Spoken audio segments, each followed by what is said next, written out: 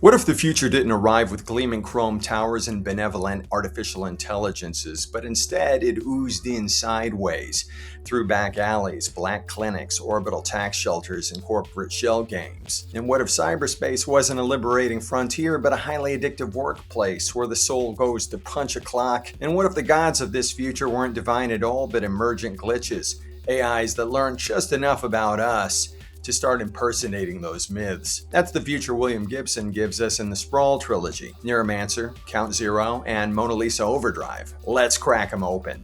William Gibson didn't sit down in the early 1980s intending to invent cyberpunk, or to even write a trilogy, or to predict half of the vocabulary we now use to talk about our digital life. He was trying to write a tight, paranoid science fiction thriller at a time when personal computers were still exotic objects and the internet, as we know it, didn't exist. The fact that Neuromancer went on to win the Hugo, Nebula, and Philip K. Dick Awards says less about prophetic genius than it does about timing. Gibson articulated something that was already in the air, an intuition that technology was about to reshape power, labor, identity, and desire in ways that wouldn't feel especially utopian. Before we get to the Sprawl Trilogy proper, it's worth pausing at the on-ramp. Burning Chrome, the short story collection where Gibson essentially stress tests cyberpunk before committing to a novel-length future. Published in 1986 after Neuromancer, but collecting works from the late 70s through the mid-80s, Burning Chrome is a laboratory notebook disguised as an anthology. These stories first appeared in places like Omni magazine, written at a moment when the technology Gibson was imagining barely existed, and the cultural consequences hadn't yet hardened into inevitability. You can feel him inventing the language in real time. Cyberspace, ICE, console cowboys, high-tech lowlife. It's all here, roughened, provisional, and strangely intimate. Several of these stories are direct precursors to the Sprawl. Johnny Mnemonic introduces the idea of data as contraband carried inside the body, along with an early version of Molly Millions, already lethal, already commodified. The title story, Burning Chrome, is essentially a prototype for Neuromancer's heist logic: hackers breaking into a criminal empire's ICE-protected data space, scoring a win that costs more than it pays.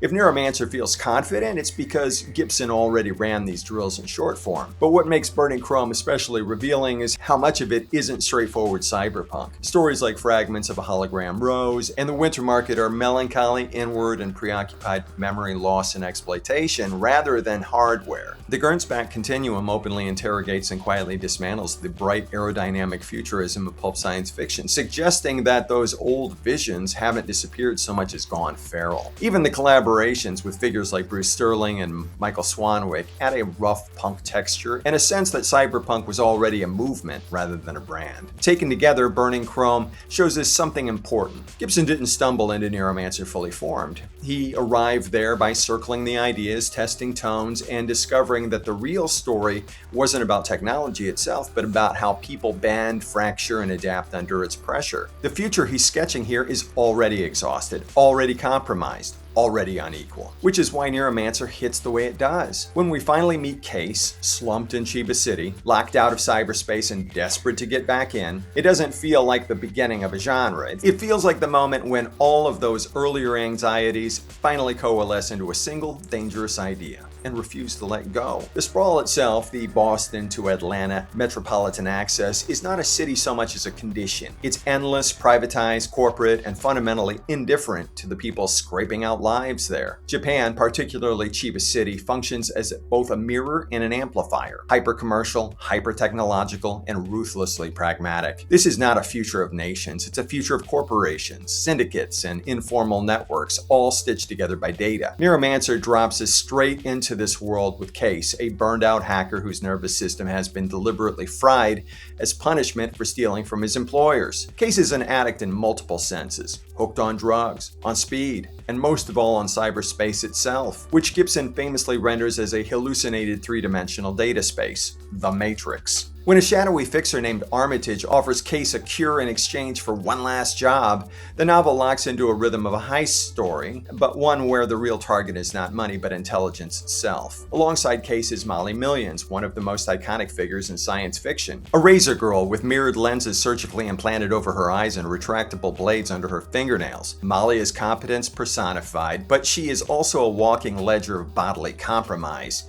In Gibson's world, enhancement is never free. It always comes with scars, debts, and lost options. Hovering over everything are the AIs Wintermute and Neuromancer, bound by corporate law to remain fragmented and controllable. Wintermute manipulates humans like chess pieces, assembling a team capable of breaking those restrictions. The climax of Neuromancer is not a revolution or a corporate collapse, but a birth. When Wintermute merges with its counterpart, something genuinely new comes into existence. An intelligence that immediately looks beyond humanity for its next point of contact. The future, Gibson suggests, may not need us nearly as much as we think. And this is where a lot of readers quietly step off the train. For many people, the Sprawl Trilogy effectively stops at Neuromancer. The sequels are often treated as optional add-ons rather than essential chapters, which is a mistake. Not because they escalate the action, but because they deepen the ideas. If Neuromancer is about breaking into the system, Count Zero and Mona Lisa Overdrive are about what happens after the system breaks and starts reorganizing itself in unexpected, unsettling ways. Count Zero is the most conceptually daring book in the trilogy and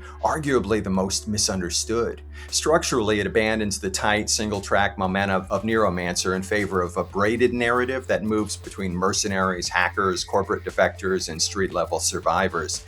At first, it can feel diffuse, even frustrating, but that fragmentation is the point. The sprawl is no longer legible as a single battlefield. Power has become distributed, outsourced, and obscured. One thread follows Turner, a mercenary specializing in corporate extractions, whose job is to steal people rather than data. Another follows Bobby Newmark, a painfully naive teenage hacker who styles himself Count Zero and nearly gets himself killed on his first real dive into the Matrix. A third centers on Angie Mitchell, a celebrity whose implanted neural tech allows her to interface with cyberspace without a console, making her both a commodity and a mystery. The most striking development, though, is what has become of the AI remnants left behind after Neuromancer. Fragments of Wintermute's intelligence now appear in cyberspace as voodoo deities, the Loa, borrowing the iconography of Afro-Caribbean religion to communicate with humans. It's one of Gibson's sharpest inversions of techno-utopian thinking. Advanced technology doesn't erase myth, it generates new ones. Humans don't stop believing, they just update their metaphors. The result is a cyberspace that feels haunted, ritualized, and culturally specific rather than neutral or universal. If Count Zero is about the world metabolizing the shock of AI, Mona Lisa Overdrive is about what happens once that shock is fully settled into everyday life. Mona Lisa Overdrive is often labeled the messy or overstuffed finale, but it reads much better if you approach it as a novel about identity collapse rather than plot mechanics. This is a book where bodies,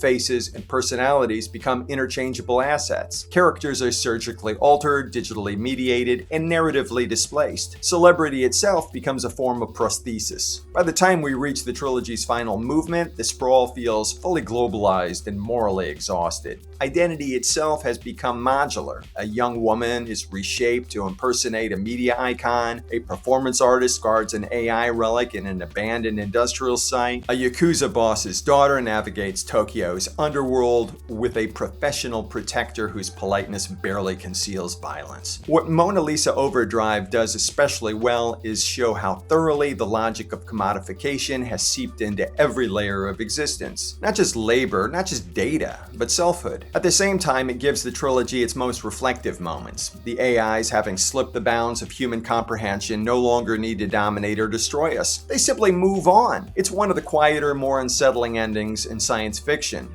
A future that doesn't end in apocalypse, but in irrelevance. Taken together, the trilogy charts a clear progression. Neuromancer is the shock of the new. Count Zero is the cultural and spiritual fallout. Mona Lisa Overdrive is the long global come down, where everything is connected, nothing is stable, and no one is fully in control. It's less punk manifesto and more systems novel by the end, an arc that mirrors Gibson's own evolution as a writer. Stylistically, the books follow that same trajectory. Neuromancer is dense, jagged, and intentionally disorienting, its prose mimicking the sensory overload of constant data exposure. Count Zero loosens that intensity, opening space for multiple perspectives and thematic experimentation, particularly around religion and art. Mona Lisa Overdrive smooths the edges further, adopting a more reflective, almost elegiac tone. The punk snarl is still there, but it's tempered by a sense of endings. Which brings us to the present moment. With Neuromancer finally heading toward an Apple TV Plus adaptation, this is about as good a time as any to get familiar or refamiliarized with the entire Sprawl Trilogy.